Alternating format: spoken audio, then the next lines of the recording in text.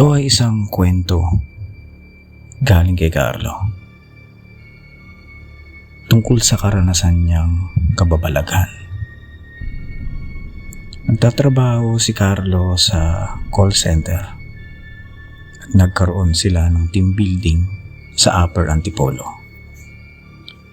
Ang lokasyon ay nasa liblib na lugar na halos sa gitna na ng gubat. Sa araw na yun, may mga iilan na naatasan na pumasok sa shift ng 11 p.m. kahit nagpapatuloy pa ang team building.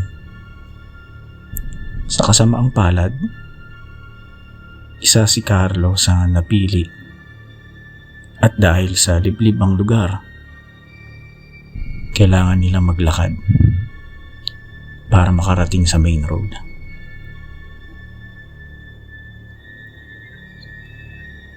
Papalubog na ang araw at mas lalong nabalot ng anino ang paligid, pero patuloy pa rin sa paglalakad si Carlo at ang kanyang mga kasamahan. Makipot ang daan, napapalibutan ng matataas na puno na tila nagdidilim. Nilalamon ang anumang liwanag. Naramdaman ni Carlo ang panginginig na dumaloy sa kanyang balat. Pagkatapos ng tila ilang oras na paglalakad, nakarating sila sa isang pamilyar na lugar. Isang lumang puting tulay. Tumigil ang grupo at nagtataka. Hindi ba't katatapos lang natin tumawid dito? Tanong ni Harry na nanginginig ang boses. Mukhang pareho lang tulay na dinaanan natin kanina, sagot ni Carlo habang sinisiyasat ang lugar. Ang pakiramdam na may nagmamasid sa kanya ay nagdulot ng paninikip ng kanyang dibdib. Bumalik sila at tinahak muli ang kanilang mga dinaanan. Ngunit natagpuan na naman nila ang luma at puting tulay. Nagsimulang tumaas ang kanilang balahibo, nagtataka at kinakabahan sa mga nangyayari. Lumamig ang hangin na mas lalo pang nagpakaba kay Carlo at sa kanyang mga kasamahan. Tuloy lang tayo, sabi niya. Hindi tayo pwedeng manatili dito. Naglakad silang muli. Ngunit sa bawat hakbang, parang lalong lumalaki ang mga puno. Ang kanilang baluktot na mga sanga ay parang mga daliring buto na nakalahad. Parang buhay ang kagubatan. Humihinga. Nagbabago-bago. Ayon sa sarili nitong kalooban. Nang matuklasan nila ang tulay sa ikatlong pagkakataon, mas lalo nang kinabahan si Carlo. Parang may mali dito, bulong niya. Ang takot ay unti-unting mahahalata sa kanyang boses. Biglang isang tao ang lumitaw mula sa mga anino malapit sa tulay. Isang matandang babae, nakasuot ng itim na damit na parang nababalot ng kadiliman. Maputla ang kanyang mukha. Pinagmumulan siya ng di kanais-nais na amoy. Ang amoy ng lupa. Bakit nandito pa kayo? Di dapat kayo nananatili sa lugar na to ng gantong oras. tanong ng matandang babae. Ang boses niya ay nakakatakot na nag-e-echo sa katahimikan. Nagkumpulan ng mga kaibigan ni Carlo sa takot at pagkagulat sa matandang babae.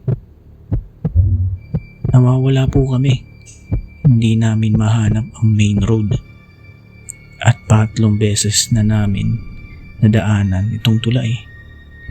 Sagot ni Rachel nang nanginginig ang boses. Habang kausap ni Rachel ang matanda, napatingin sa paanan ng matandang babae si Carlo at nanlamig ang kanyang buong katawan sa kanyang napansin. Ang mga paa ng matanda ay hindi tumatapak sa lupa. Siya ay lumulutang. Napasigaw si Carlo. Si nanay lumulutang. At biglang nagsitakbuhan ang kanyang mga kasamahan. Habang siya ay naiwan, di makagalaw sa takot habang nakatitig sa lumulutang na matandang babae. Carlo, tumakbo ka na! Sigaw ni Rachel. Napuno ng takot. Gusto ni Carlo umalis. Tumakas. Pero ang tingin ng babae ang nagpanatili sa kanya. Makinig ka sa akin, sabi niya. Hindi ligtas ang parteng ito ng kagubatan dahil malapit na itong magising sa gantong oras. At biglang nakagalaw si Carlo, parang nakalaya mula sa kanyang kapangyarihan. Biglang dumaloy ang adrenaline sa kanya at tumakbo ng mabilis para habulin ang kanyang mga kaibigan. Mahampas ang mga sanga habang tumatakbo sila na para bang kinakamot ang kanilang mga braso at pinti. May tumutunog na mga yapak sa likuran nila. Pero nang lumingon si Carlo, mga puno lang ang kanyang nakita. Nagpatuloy siya sa pagtakbo sa mga damuhan at sa ilalim ng naglalakihang puno kahit pagod at hingal na sila. Ang daan ay baliko-liko at parang naglalapit ang mga puno na parang nililigaw sila. Biglang natisod si Rachel. Naipit ang paa sa ugat. Natumba siya at sumigaw ng saklolo. Papalapit ang mga anino sa paligid nila na parang usok. Nararamdaman ni Carlo na humihinga ang kagubatan. Malamig at mabigat. Tumayo ka. Hindi tayo pwedeng huminto, sabi ni Carlo. At tinulungan si Rachel makatayo. At patuloy sila sa pagtakbo sa kagubatan na parang unti-unti silang nilalaman. Makalipas ang parang walang katapusang takbuhan, bigla silang lumabas sa isang asphalt na daan. At makikita nilang may liwanag na papalapit mula sa malayo. Lumitaw ang isang tricycle. Ang driver nito ay nakakunot ng noo habang nakatingin sa kanila at nagtataka. Ano problema? Tanong niya. Tinitingnan silang may pag-alala. Bakit kayo tumatakbo? Hingal na hingal si Carlo at ang kanyang mga kaibigan. Sinikap na bumuo ng mga salita. Doon nila nailahad ang mga pangyayari at ang engkwentro sa lumang puting tulay. Hindi dapat kayo nandito sa gantong oras. Marami na ang nawala dito, mga di na natagpuan. Ang lugar na ito ay sinumpa, sabi ng driver. Sinumpa? Tanong ni Rachel. Halos hindi marinig ang kanyang boses sa pagod. Oo, patuloy ng driver. Dati itong salvage area noong dekada 70. Mga bangkay na hindi na natagpuan na patuloy na humihingi ng hustisya hanggang ngayon. At nililigaw ang sino mang magtangkang pumunta sa lugar na ito at di na natatagpuan. Swerte nyo, nakalabas kayo. Isang matinding takot ang muling bumalot kay Carlo at sa kanyang mga kasamaan.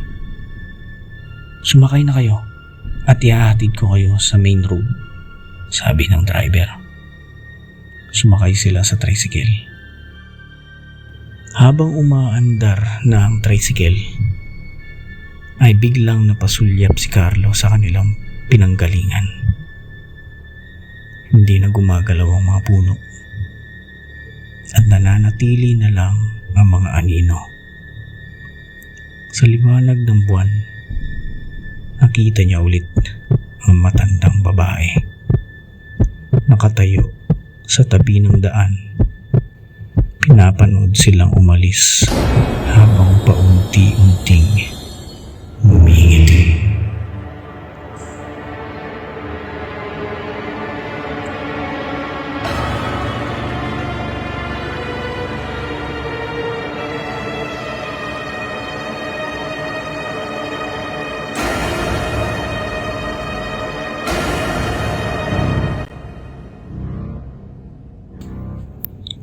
Maraming salamat sa pakikinig. Ito po ang inyong Kuya Choleng, nagpapaalala. Magtabi-tabi po. Baka kayo manunog.